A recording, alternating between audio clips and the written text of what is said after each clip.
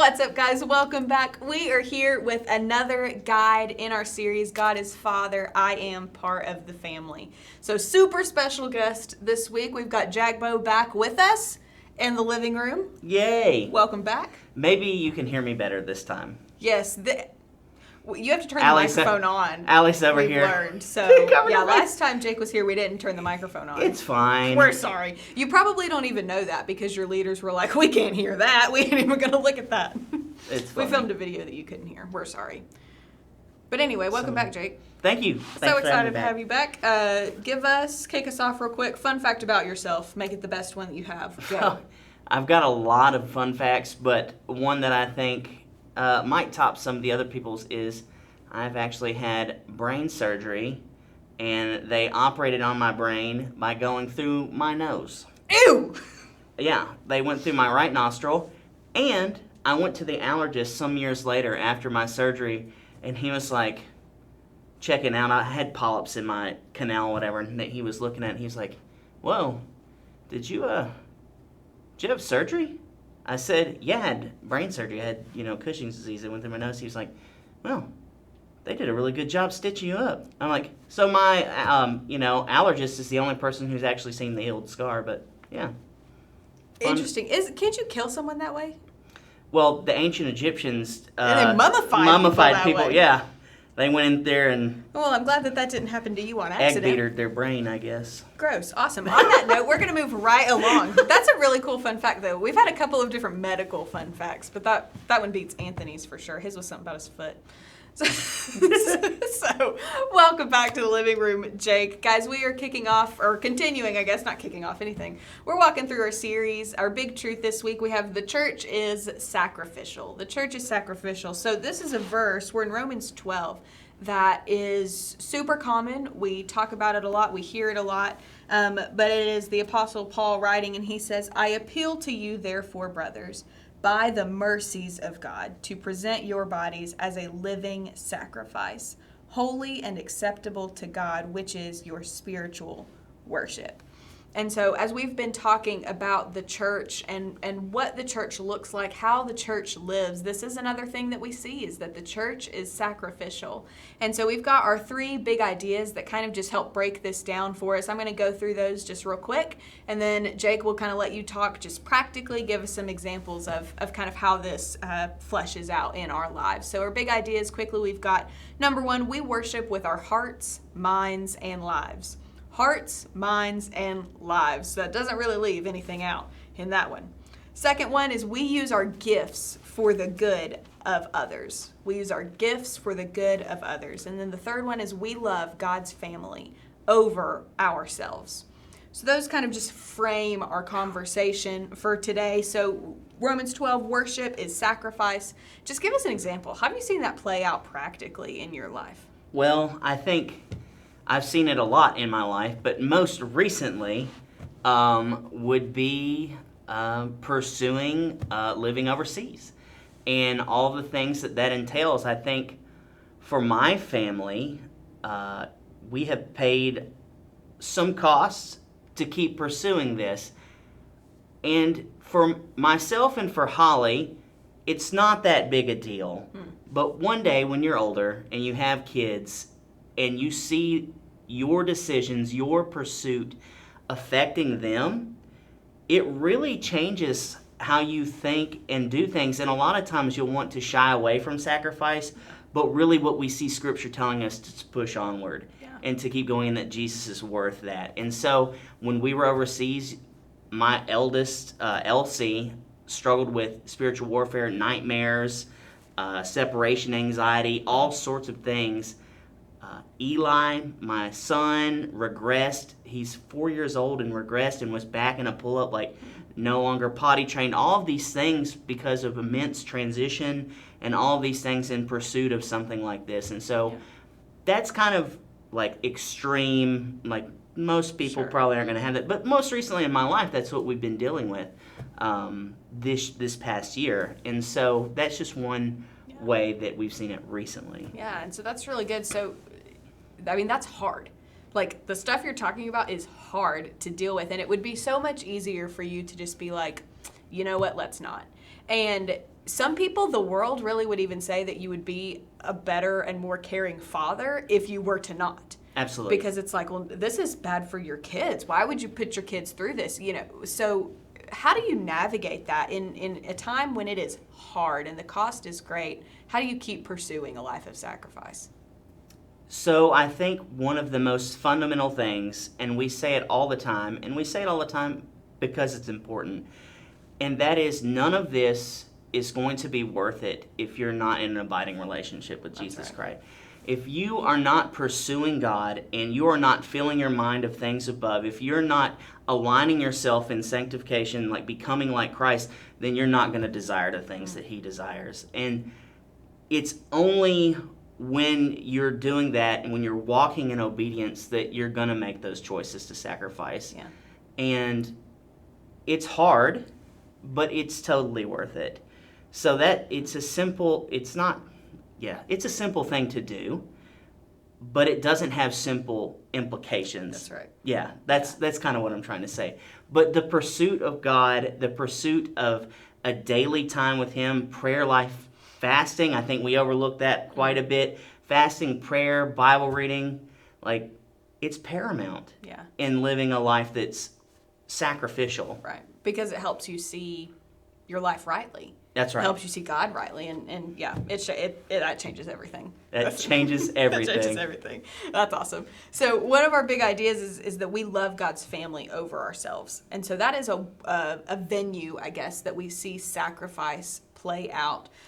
So what does that look like? What does it look like to love God's family over ourselves?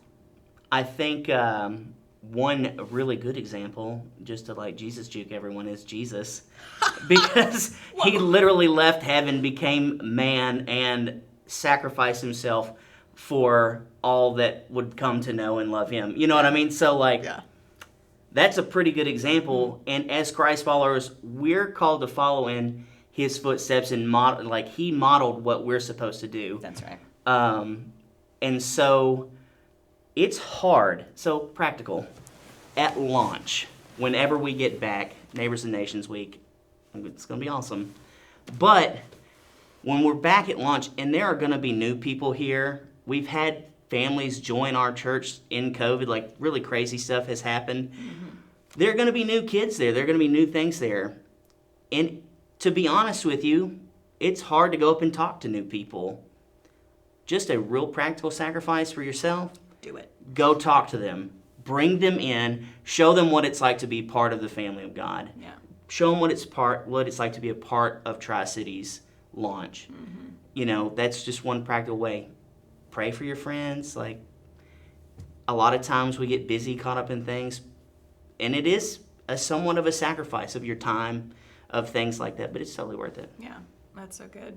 So you have quite a bit of experience in kind of this pursuit of sacrifice to the end of really laying down every bit of comfort and life as you know it here to go and live abroad. So for the high school student, the middle school student who's watching this, it would be easy for them, I think, to discount this because they're like, well, I'm not there. Like, I don't have that option. Like, yeah, I'll do that in 20 years and then just kind of put it off. But how do they start now? What are ways they can begin now to live sacrificially?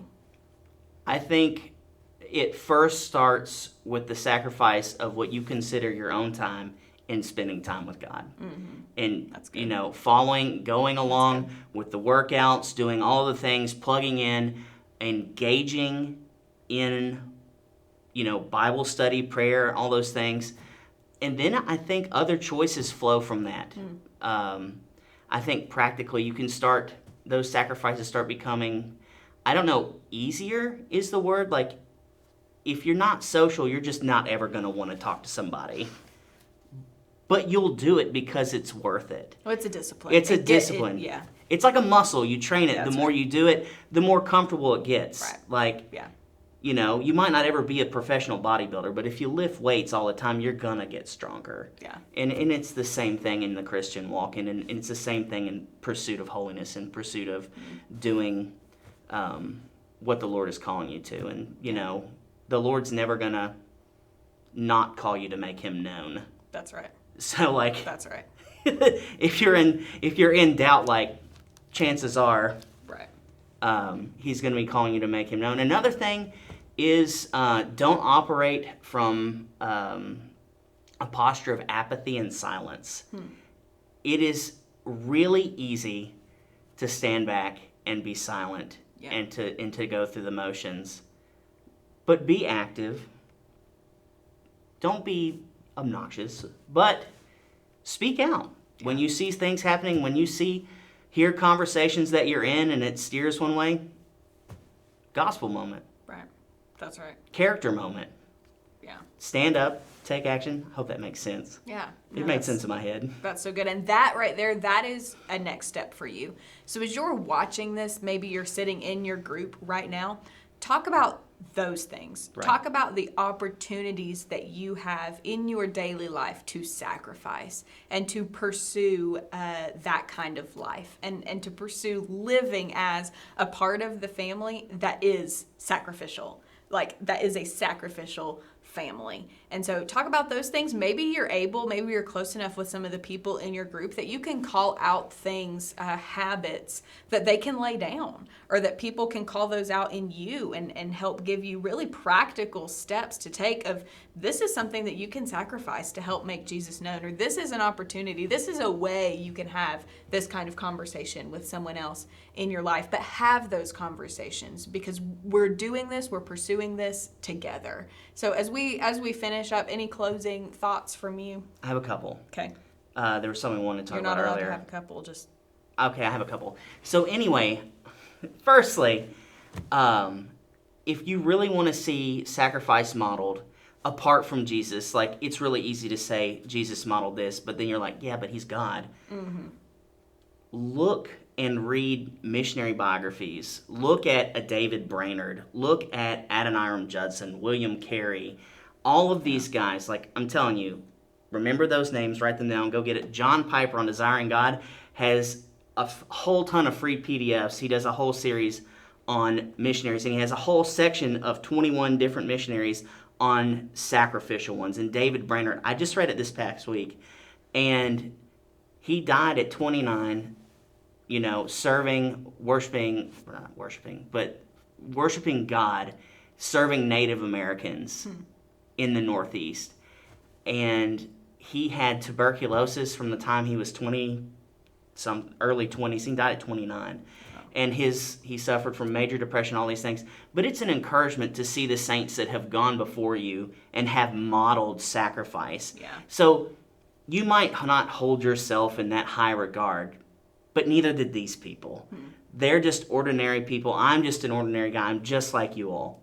But it is a pursuit of God, his character, and it leads me to the second point, is because he's worthy of it. Yeah. So Jesus is worthy of all of this. He's worthy of our time, of our sacrifice, of our money, of our uncomfort, or lack of comfort. Discomfort. That's the word. Anyway, I went to school. I promise. But you're right. But yeah. He's worthy of all of that. All of the uncomforts, he's worthy of them. It's like a Marian birthday in Alice in Wonderland. Right. Yeah. That's right. Yeah. Well, that's so good. And Jake, thank you so much for joining us in the living room today, talking about sacrifice. And thank you for modeling that for us and what that can look like if we're willing to be sacrificial with our lives and with our families. And so you're a great example of that for me and for our students. And so we all say thank you. Thanks for having me. And yes, of course. On that note, we love you and we hope you have a great week.